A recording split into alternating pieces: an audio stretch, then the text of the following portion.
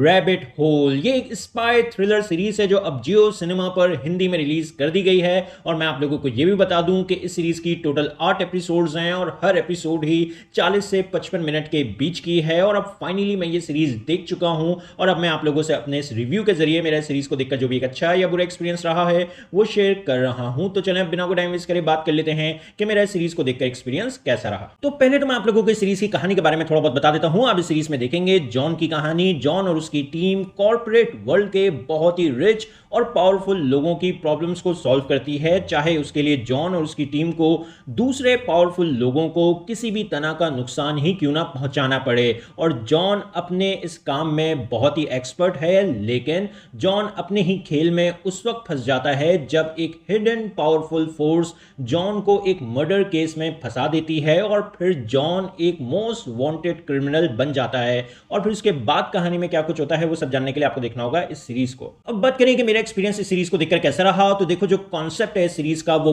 बहुत अच्छा है। आप इस सीरीज में देखेंगे कि आज दुनिया में जंग न्यूक्लियर वेपन हासिल करने की नहीं हो रही। आज दुनिया में जंग ज्यादा से ज्यादा डाटा पर कंट्रोल हासिल करने की हो रही है। अब जो लोग ये नहीं जानते कि डाटा क्या है, तो मैं आप लोगों को आसान अल्फाजों में बस इतना समझा देता हूं कि ऑनलाइन आप लोग जो भी एक्टिविटी करते हैं वो सब रिकॉर्ड होती है।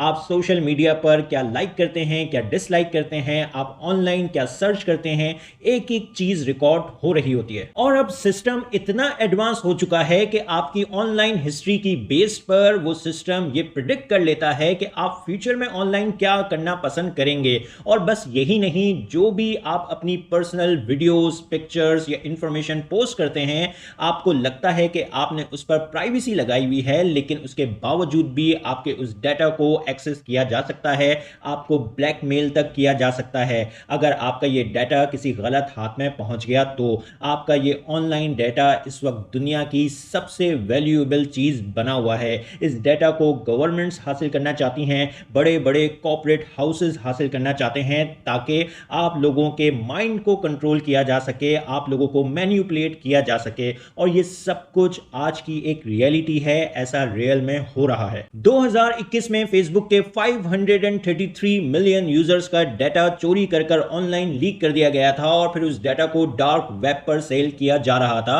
और इस पर फेसबुक पर एक केस भी चला था। इस रैबिट होल सीरीज में भी इसी डाटा को हासिल करने की जो जंग आजकल चल रही है उसको दिखाया गया है।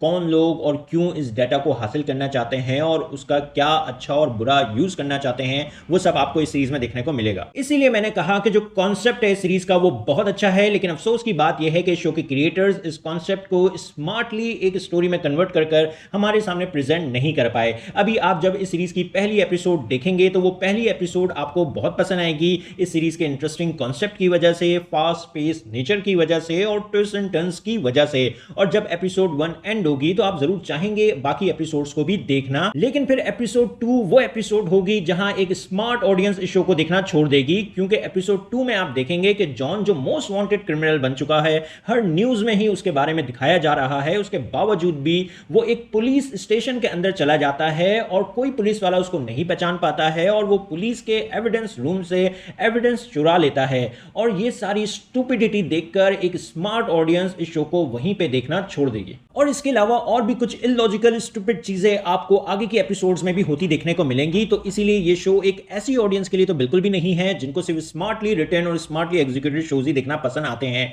लेकिन अगर आपको इस तरह की इलॉजिकल चीजों से कोई फर्क नहीं पड़ता है, आप अपने दिमाग का स्विच ऑफ कर सकते हैं, तो फिर आपको यह सीरीज देखने में मजा आएगा, क्योंकि कहानी में आपको काफी सारे ट्विस्ट एंड टर्न्स देखने को मिलेंगे और हर एपिसोड का एंड एक ऐसे क्लिफ हैंगर पर होगा कि फिर आप खुद चाहेंगे नेक्स्ट एपिसोड भी देखना। ओवरऑल कहानी आपको इस सीरीज की डिसेंटली इंगेज करके रखेगी। एक्शन इस सीरीज में बहुत थोड़ा सा ही है, तो इसीलिए एक्शन को माइंड में रखकर आपने ये सीरीज नहीं देखनी है।